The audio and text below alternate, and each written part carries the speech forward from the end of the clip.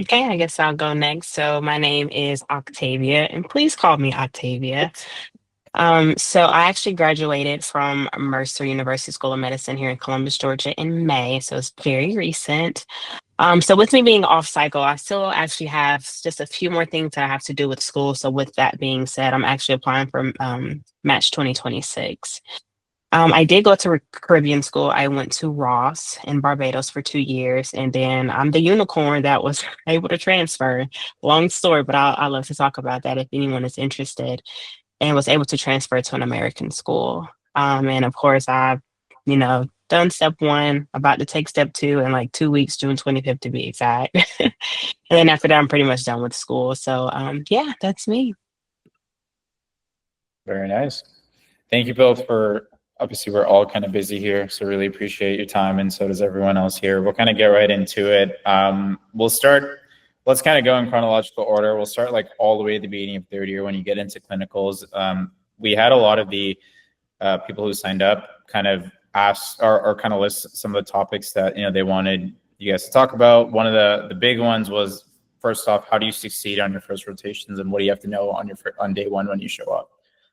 Yeah, cool. Octavia, you want to handle that? You're probably closer to Yeah, than sure. Yeah.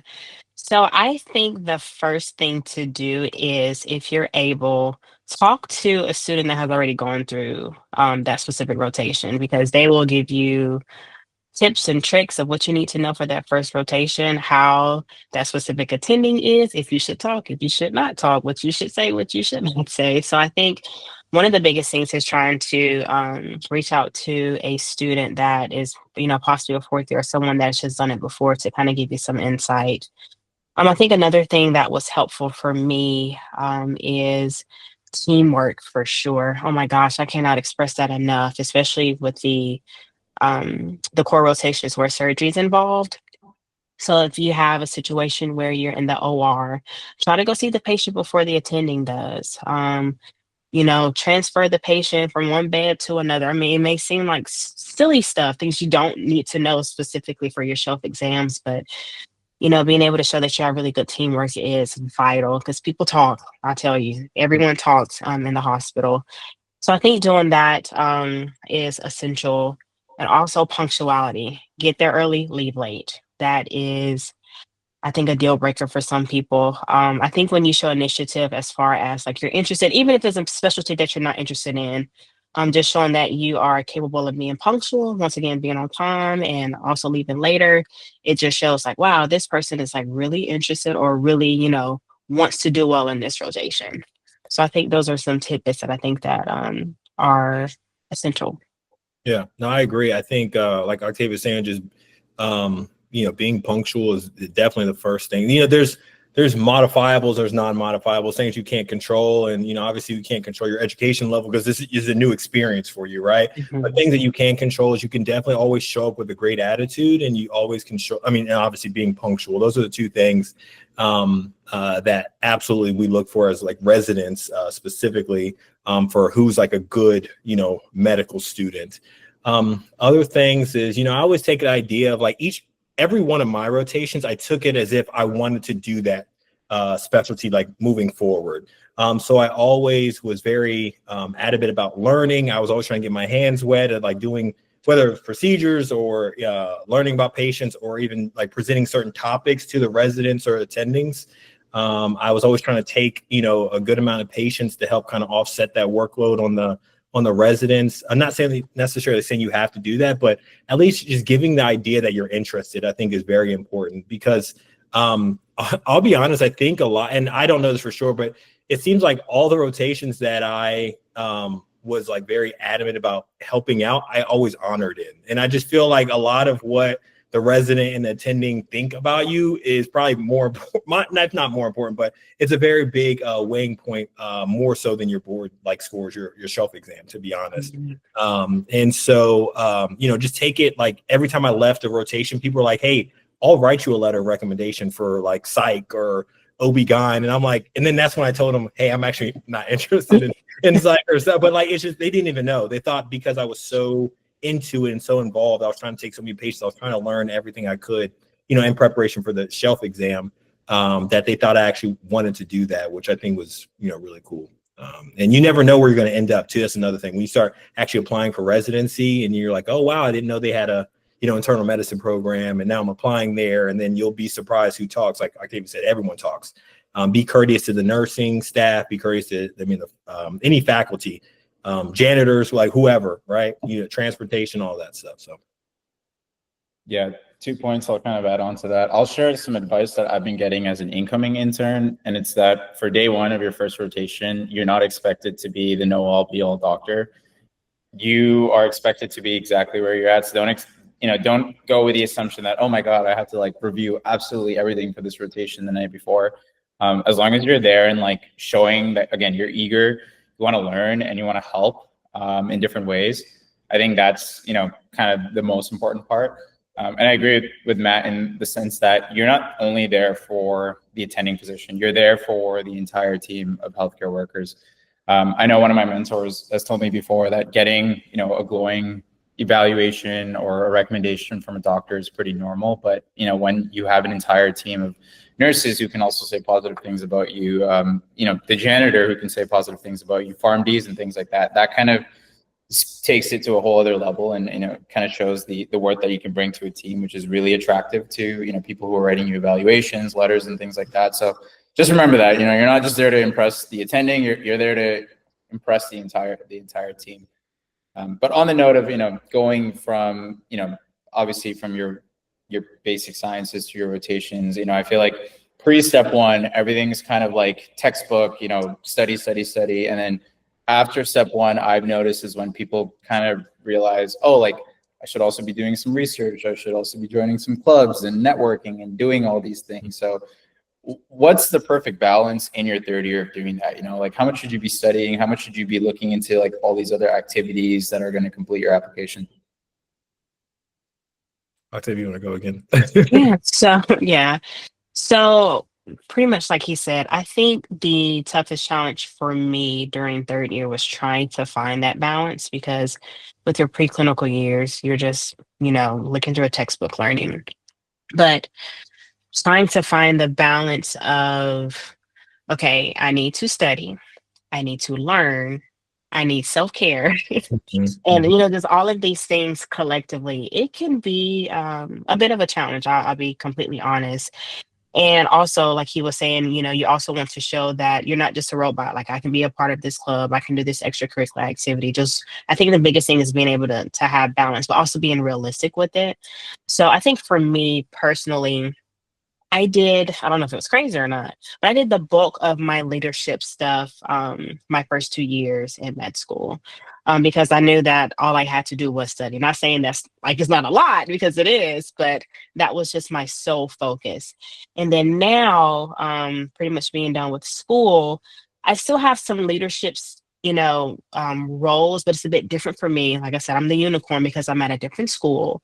And not only that, I'm a mom to a toddler and I'm married. So I have a lot of factors that I have to take into consideration as far as like where I put my time because my family is more important than anything. So I try to find a good balance. Is okay, I need to be a good mom, I need to be a good wife, I need to be a good student because that's what I'm in medical school for, because I want to be also a great physician as well. But I think you need to be realistic with your time because you don't want to stretch yourself so thin to the point it's like you're just all over the place. You're like a chicken with your head cut off. Nobody wants that. So I think the biggest thing is be realistic with your schedule and try to figure out, okay, how can I balance the things that are very important to me while also trying to be a good student and a good future physician? Yeah, no, I agree. I think I was I was kind of blessed in terms of like things just kind of start falling to my lap like while I was just rotating, which was super odd. I'm not sure if that happens to everybody, but I think it all starts, like I said, with you showing up on time. And I'm very talkative and like I'm very like extroverted, so I like talking to people from different specialties. And over the course of my rotations, I would actually have residents come up to me and say, hey, like, I have a couple research projects. Are you interested in, having your name on there? You would just have to do some data collection or help with, the discussion section or whatnot. And I didn't even really know much about research beforehand. I kind of just fell into it. There's other clubs that I kind of, when I was on the island, that I kind of continued while I was doing rotations. And then I was big on like sports and those kind of things. So I was very much like in the gym and playing basketball, football, and those kind of things with like with a lot of the residents, which was just really nice because they would just continually to like kind of put my name in there to the program director and kind of, like I said, put me on a lot of research opportunities. Outside of that, I mean, I'm sure like, no, I just talked to my program director. I can't know how old he is, but like he even says he doesn't have like an accurate, perfect balance of work-life, balance. It's so difficult because we wear so many hats, and it's hard to wear multiple, wear two hats at the same time. And so, all I just say is like, just make sure, when you're at work, right? And then when you're off the clock, make sure you're off the clock. You're doing things, you're taking care of yourself. You're with loved ones, friends and family, those kind of things. And everything else will kind of fall in line, over time.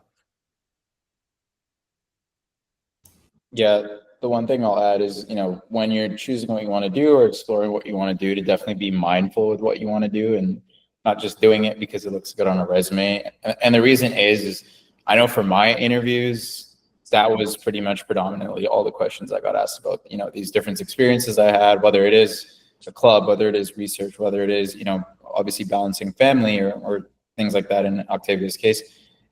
All the questions I got were about my experiences, what they meant to me and why I chose to do them. And so, I feel like they could sniff out someone who's, excuse my language, a bullshitter or not a bullshitter. Make sure you're mindful with, what you're doing. Make sure you're reflecting on what you're doing and what you're taking away from them, because those are all things that will come up in your interviews. And in my opinion, I thought, well, for me, in my case, I thought they either made or broke my interviews, my ability to kind of convey that. So that's kind of just the last thing I would ask, or last note I would add to that. But, as you go through clinicals, Matt, one of the things you were saying is making sure you're impressing not only your attending, but also, residents, the nursing staff and stuff like that. Any, little tips and tricks on how to do exactly that? Yeah, I'm not telling everyone to do this, but sometimes I would actually stalk some of the residents, like social media. Like I would know ahead of time. I did this a lot for the interviews too, actually. Like I would know what my program director was into, and if like my program director was into soccer and I wanted to go to that program, I absolutely would research soccer like that couple days ahead of time leading up. And I was like a soccer guru, leading up to it. But sometimes same thing for the residents, like if they have social media and if you want to. But I would look into like what they're actually interested in and, what kind of subspecialty they want to go into, if they want to do primary care, hospitals, whatever, depending on internal medicine. And I would kind of exhibit that throughout the rotation. I'm like, oh, who else likes dogs? And this guy has like a dog picture, on the for his profile picture. And then that was just kind of like it's almost like an icebreaker. And then from there, it kind of just develops organically from that standpoint. You don't necessarily have to do that, but just be like I said, just be someone who just smiles and laughs a lot and just really like be like eager to learn. I think that's another thing that residents really like, because I think all residents really like to teach for the most part, or they at least can sense that someone wants to learn, and that leaves like a lasting impact on a lot of the residents and the attendings too. They're like, hey, this person really, they kept asking me questions and like they were really impactful, and they would do even presentations and those kind of things. And that's something that really sticks with the residents. So that's something I would say.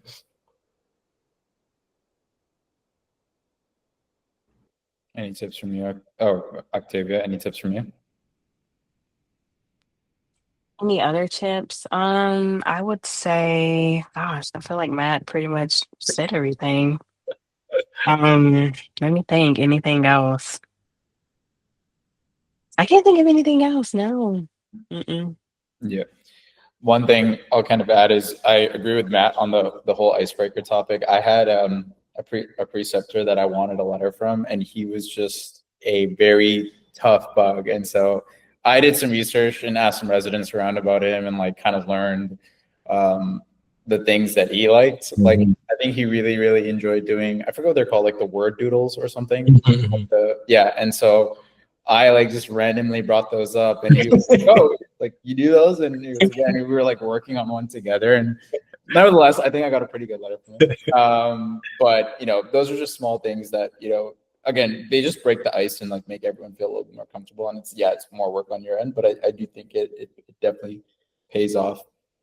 Okay, one of the other topics that people wanted some help with is going, obviously it's now we're getting into summer and people are about to get into application mode. Questions regarding letter of recommendations, when you should be asking for them, how early should you be asking for them, who should you be asking of, should you be getting department heads? I know it differs a little bit between specialties. I know for EM there's like slows and stuff, but just what are your general impressions on that? Yeah, I think the earlier the better, to be honest. I think like I would actively ask during that actual rotation, even during my third year, knowing I didn't need it until my fourth year. I will let them know, hey, if I work with the program director or a nice attending, I would just say, hey, I'm probably going to ask you for a letter.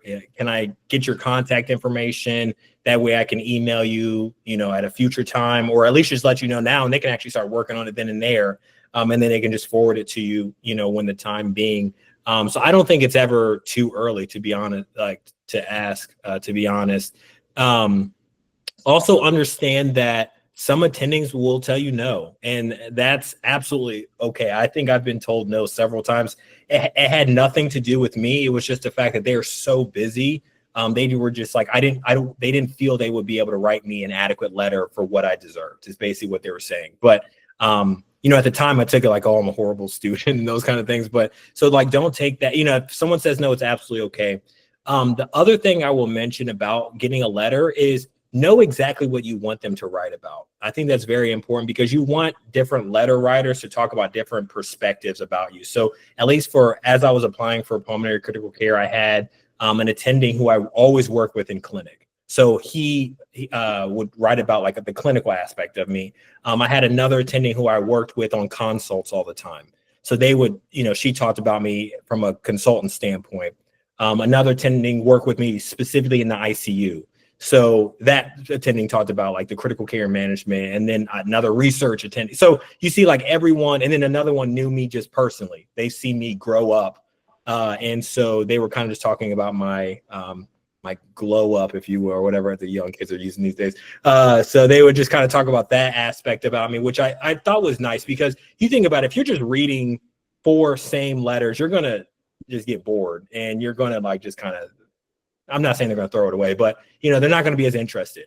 It's going to be a lot more memorable if you have 4 different people who write 4 different things about you.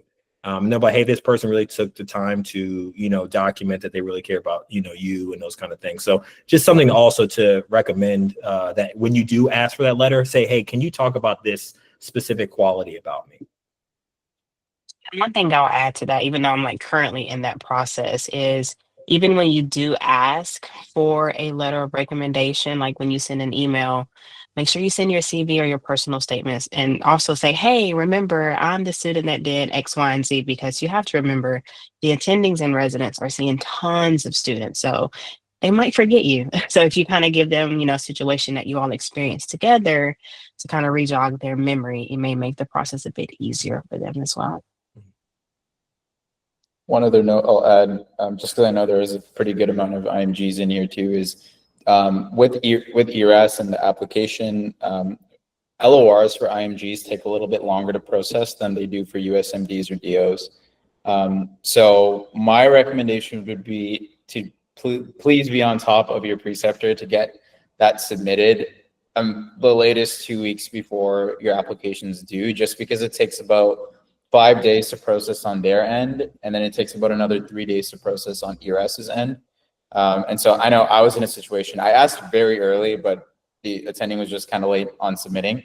And they submitted about, I think it was like a week and a half before, and I was kind of freaking out because as soon as they submitted, it said like five days or something to process. And I was like, that's after the deadline. And I was like freaking out. I was like, oh my God, like, and you don't want to be, basically what happens when you submit and the deadline comes and the LOR is not submitted, programs will basically download a lot of your applications. I've heard of a lot of programs that download all of your applications on day 1 and kind of just go by that. So even though it is updated on ERAS, there's a decent likelihood that your program might not see it afterwards. And so please try to get that done early. If that does happen to you, email all of your programs and let them know, hey, there was a delay with this LOR, it's going to be submitted, and then ping them again when it is submitted so that they know it on their end so that they can go and look for it. If you do remind them, they'll go look for it. But if not, they're not going to. They're just going to stick with that, that original download. So that's just a tidbit I've learned from my experience. Yeah. And I just want to add two things because you had a great point of, being on top of everything. I think also being on top of your letter writer is also okay. Like, I remember I had a specific attending who was just very late about doing things and for various reasons. And so I think I ended up emailing him 5 or 6 times. And I ended up like calling one of the residents to tell him personally to remind him that he has to write my letter, like it's the due date was coming up.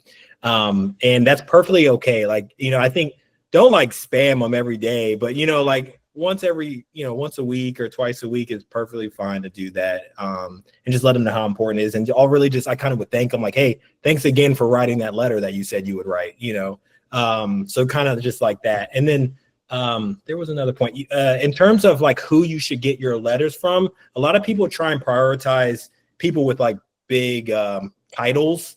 And I think there is importance to that. But to be honest, me personally, I feel, and even talking with some other program directors, really it's all about who can write you the best letter. I think, and I'm sure if you ask several other people, they may give you a different answer, but I much rather get 3 good letters from attendings who, don't have like big titles versus 1 or 2 program directors at an institution where I just rotated for a day. And then they're like, okay, Matt's, a good guy or something, so I definitely would say prioritize the people who are going to write the best letters for you.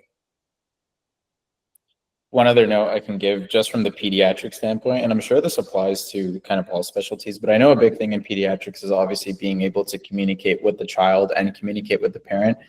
So highly recommend trying to get a letter from an attending who's seen you firsthand and how you interact with both the child and the physician. I know that's a big thing. That's a huge deal in pediatrics. And I was pretty intentional with making sure that I had a couple letter writers who would write about it, who also actually did witness me and witness how I engaged with both those patient demographics. So just a note for anyone in here who might be pursuing peds. But yeah, another topic that we had some questions about was the formula for studying for shelf exams and kind of that. So Octavia, I don't know if you have the formula, but do you want to kind of walk us through what your experience has been with studying for shelves? So the thing that has helped me, I have 3 things that I do. I use a QBank. You can use either Amboss or UWorld or whatever, but I personally use Amboss and did perfectly fine on my exams.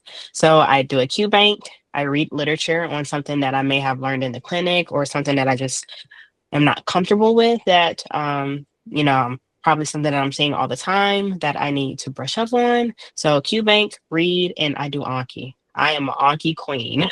So I do Anki every day because I need that spaced repetition because the biggest thing is I can learn something today, but if you ask me in 3 or 4 days, I'm going to say, I don't remember. So those are the 3 things. And I think the biggest tip I have that I tell my mentees is do not like overload yourself on resources.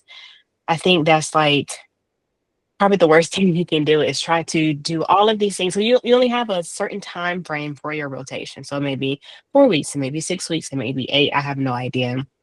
But regardless of the time frame that you have, you want to be smart and be efficient with your time and with your studying. So I think the biggest thing is to use the QBank, use some literature. You don't have to use literature, but I just use it to make sure I understand what I'm doing when I'm doing the QBanks. And also some form of space repetition if possible. That's my formula, and it has helped me tremendously. Yeah, I agree. I think when students transition from basic science to clinical, it's a big difference in terms of how you study. You do a lot of like on the job learning, which I think it's something that you just have to experience for you to actually understand. You're not sitting in a classroom all day, in the AC and just like studying books and, watching videos and doing sketchy micro and, all those kind of things. You're actually just in the hospital for the majority of the day, which is nice because, you're actively seeing all the things that you're learning. but it's also very draining because, by the end of the day, it's like 5 or 6 o'clock and you have been at the hospital for 12 plus hours. And then you want to go home and you just want to sleep. And so I've had days where I've gone home and I've done absolutely no studying. And originally I felt bad about that. But to be honest, that's just what you have to do sometimes. And every rotation is different too. For psych, I felt like I had a lot more time just because I was working in the hospital and like living in the hospital as well. So I would just work in the morning, and then afternoon I was doing all the things that Octavia was talking about. Like I had time to do all those versus when I was in internal medicine, I maybe only had a few hours a day to study. So I was very limited in what I could do. But I definitely recommend doing a Q bank. And then the other thing I always teach my students is just, I believe in a personalized study regimen. So what works best for me doesn't work best for you guys and vice versa. So figure out how you learn best. Are you an auditory learner or kinestatics? Like how do you learn best? And if that's how, once you figure that out, try and use a resource that hits that point. And also just be versatile, like understand that, you may be able to read a lot for one rotation, and other rotations, you might just have to do Anki. And that's, again, like I said, it's perfectly fine. So if you guys ever have any questions about that too, like feel free to, I'll put my information down, but feel free to just message me, those kind of things. But yeah. And I want to mention something. I think that's so good that you said that, Matt, as far as there are some days you don't do questions. So you really do have to give yourself grace and just understand that if there are days that you're not able to, do questions or do Anki, you are indeed learning while you're at the hospital. So just take that into consideration as well. But I think the biggest thing is give yourself grace. If you can't do 10 questions or 20 questions a day, it's okay. Mm-hmm. Mm-hmm. Yeah, I'll piggyback off Octavia on a point too. I think through my experience, I've seen a lot of students kind of see third year as like two separate missions, studying for shelves and then clinicals, when really it should be one combined mission. So, for me, I retained stuff the absolute best when I saw it in clinic, or, when I actually experienced it. I could read a book 10 times and I couldn't tell you what I just read. So if there was like a concept or something that I was struggling with, or I knew that, I needed to work on, I would go and talk to my attending and be like, hey, can you teach me this? Or I would even say, hey, if we get this case, can you, do you mind making sure that I'm here for it, because I've been struggling with it. So use your clinic time and your time with your attendings to your advantage. Your attendings are supposed to be there to teach you. And so take advantage of that, and don't just, it's easy to zone out in clinic. But I think making an effort to be mindful when you're there is super important for your studying. So speaking about, shelves, you go through all your shelves, and then obviously as you kind of wrap your third year around, you get to that kind of step 2, scenario.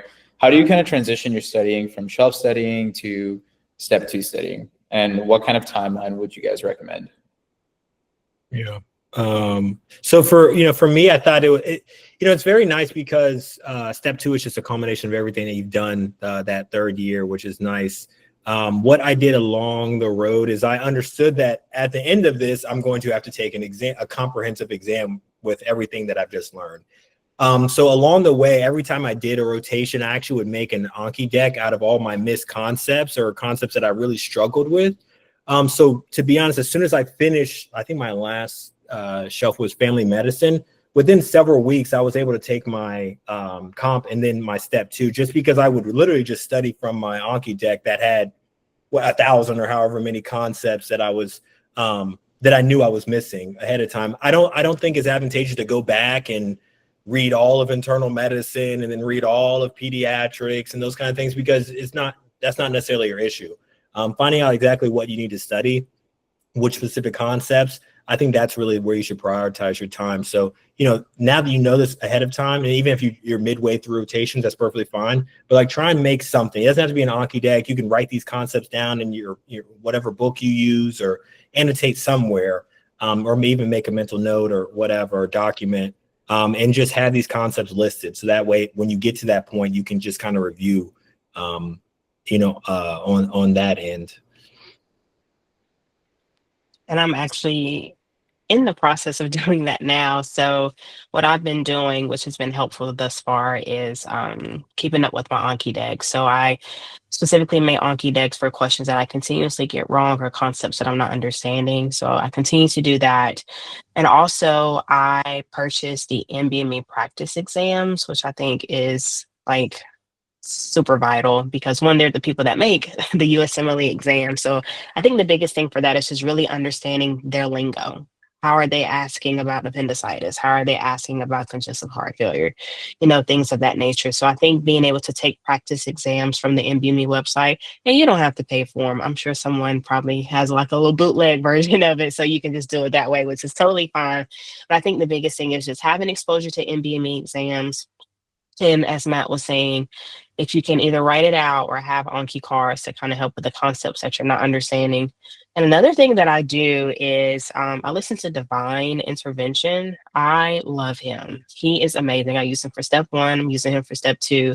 And I just passively listen to it. Like if I'm exercising, if I'm washing dishes, if I'm outside walking my dog, I'm just listening to his podcast on either YouTube or just his website. And he specifically has rapid review series. So like the high yield podcast specifically for the exam that you're taking. And it is phenomenal. I love it. So I think that is currently what I'm doing right now and has been, making my score go up tremendously with my practice exams. So that's what's been helping me. What would you guys recommend is the perfect time for doing your step dedicated? I've heard 3 weeks, I've heard 4 or 5, I've heard up to like 8. Yeah, Octavia, you probably better than that. So right now I've done 5, and I think I actually probably could have did a little bit less, but I have a kid. So I have to take into consideration like if he gets sick or things like that. But within those 5 weeks, I'm very type A, so I know exactly what I'm doing every single day for those 5 weeks. So with that being said, I try not to burn myself out too much. So with me knowing what I'm doing ahead of time and also take into consideration like, okay, for me, Sundays, I don't study at all. That's like my Sabbath, my time to kind of decompress and things of that nature. But for me, 5 weeks, if I could do maybe 3 or 4 weeks, I probably would. But I think 5 is, for me, is my sweet spot. Yeah. No, I agree. I think, and there's actually some studies that go along with that. If I remember correctly, I think 4 to 6 weeks is that like sweet spot for a lot of students. For me, I was doing my training during COVID, which was nice or not nice, I guess. But we were doing like a lot of online, electives. So right after my family medicine, I needed to do like an elective between that and my comp. So I did like, I think radiology or something. So it's pretty chill. Like we would just show up maybe like once or twice a week. So I pretty much had 4 weeks to really just kind of study. And that was very nice. And that's all I really needed to take comp. And as soon as I took comp, I think within a week, I ended up taking my step 2, like right after that. So I think that's a good sweet spot, 4 to 6 weeks. Yeah, I took mine in my 5th week, and I felt like I was like right at the peak of my knowledge. I felt like I was actually starting to come down a little bit. So that's kind of the general, the 4 to 6. One thing I would also say is as you're going through cores, internal medicine is a huge part of your step 2. And so if internal medicine was your very, very first rotation or very early, I would start kind of looking at it, a little bit into your last rotation almost. I know some people who even do kind of internal medicine questions during their last shelf. So that's just a small tip for me. And another so I've actually expressed this to a lot of people and a lot of people have disagreed with me. But in terms of question banks, I did UWorld for all my shelves. And then I reset my question bank for my dedicated and I started doing UWorlds. And I was like smoking the questions. And I was like, wait, I don't know if I know this stuff or do I kind of just remember this stuff? Not that I like remember it identically, but you have somewhat of a sense. So for me, I felt like I had to switch because I felt like I was kind of remembering some of the questions. And so I switched to Ambos for my dedicated. I do know a few other people that, kind of mirrored the same experience when they got into their dedicated. I also know a lot of people who were like, no, I preferred using the same thing and did really, really well. But that was just something I would be mindful of early in your dedicated. If you're getting hundreds right off the bat, I'm sure you're very smart, but it could also be that you remember the question. So just be mindful of that. Okay. We are kind of getting to, the 40-minute mark. I think we can go ahead and open the floor up for any questions people may have. So if anyone wants to ask a question, you can go ahead and raise your hand or unmute and go ahead and ask Octavia or Matthew.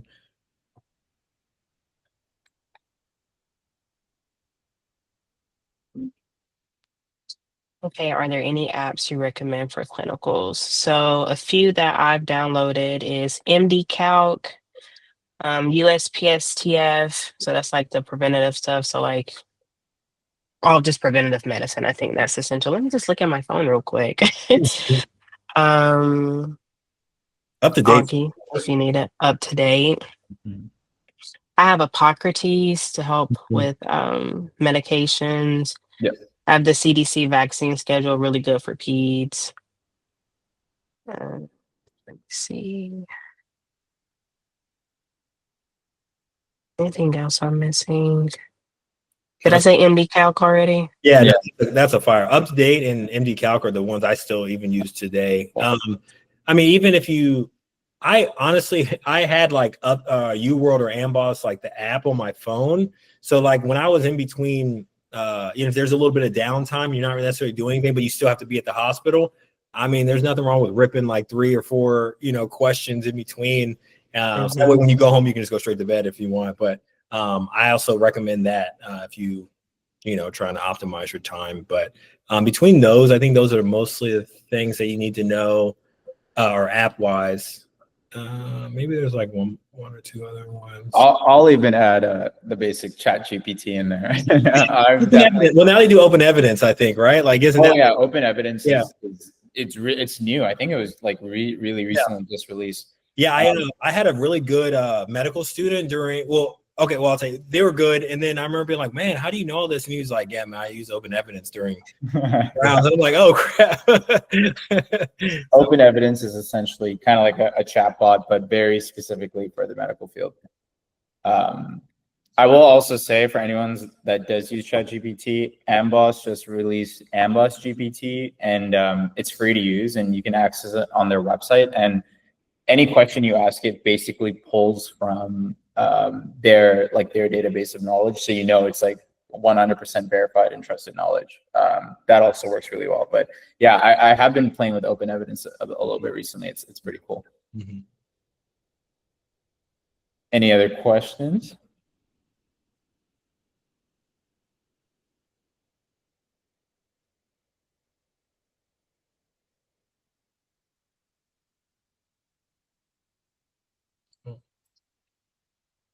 Oh. How many LORs should we aim to get? Yeah, I think it probably depends on which program you're looking at specific, or which specialty. For me, I at least had 3. I think that's super. I think it's a good number to go with typically. And like I said, make sure they are hitting on different points about you. Sometimes I think you can max do 4 if I remember correct. Rose, you probably would know. Yeah, max 4. 3 is kind of the standard for a lot of the specialties. There's some that ask for 2, but yeah.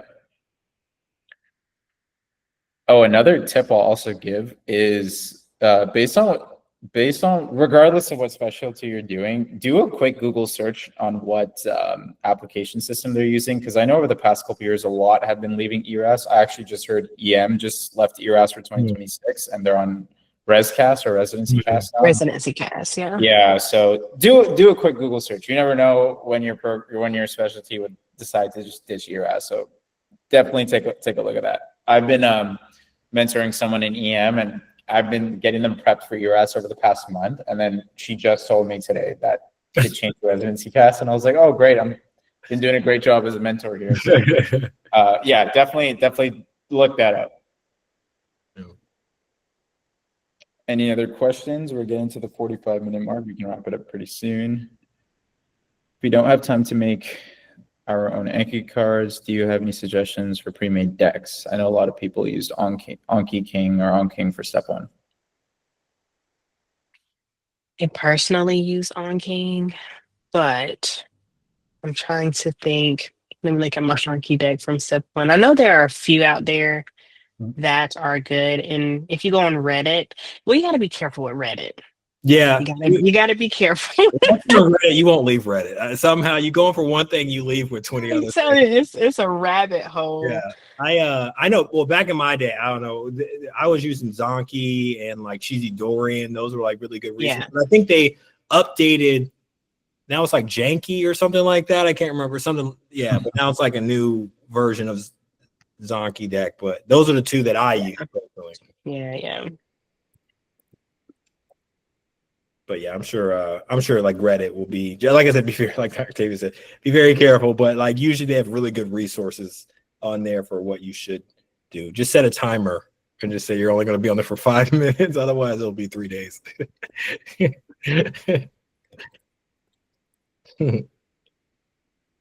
I also know for anyone who might be, in their mid third year, I know Amboss normally does an annual free like step 2 exam at some point. It used to be in February, but I think they moved it.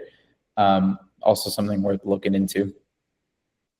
Another thing is, I know Amboss does it. I'm pretty sure UWorld does as well. But for your Q banks, whatever question you have, you can like add it on as a Anki card, so you don't have to like type it out. It just makes the card for you, which is so good, and it's not time consuming either. So that's also another option. Yeah, I know. Even now, I'm studying for my ABIM boards, and like when I'm doing UWorld, it actually, like you were saying, has that feature where you can just add it to a note card, which is nice. So hopefully, I'm sure they have it for step 2 and all those kind of things too. So, but yeah.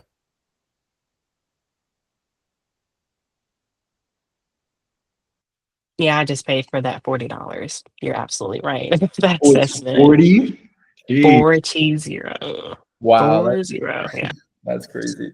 That's why I said just get a bootleg version of something and it is just as good. Sheesh. Man, sucks. Any final questions as we wrap up?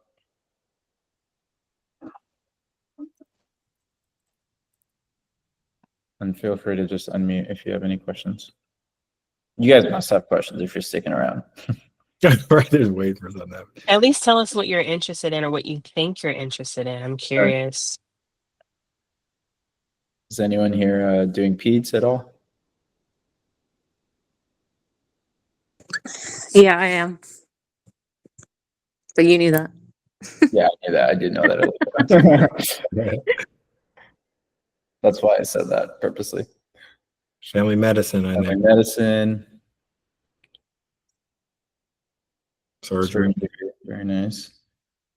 Anyone doing OBGYN? FM, probably. Yeah, OB is one of the other ones on residency cast, if I'm not mistaken. Yeah. Where's internal medicine, man? Come on now. Octavia, is that what you're doing? OB? Yeah. Very nice. Man, I don't know how you do. I am like, I need to go ahead and like do this too now. Oh my goodness. Yeah, That's rough. we're essentially the dumping ground for like every service. Essentially, like if you don't know and they happen to have diabetes or like a remote history of it, just like send them to the internal medicine. You can get away with it. Yeah, I don't know. I mean, Roche is basically doing internal medicine, but then also kids, like, so I bow down to him. Like that's tough. All right. If we don't have any more questions, we can go ahead and wrap it up there. But Octavia and Matt, thank you guys so much for hopping on this webinar. Matt, thanks for hopping on again. Octavia, welcome to your first webinar. Hopefully we'll see you again in the future. But we will drop their contact information for anyone who's interested in asking any questions in an email afterwards. But yeah, thank you guys all for coming. Appreciate it. And have a good Monday night.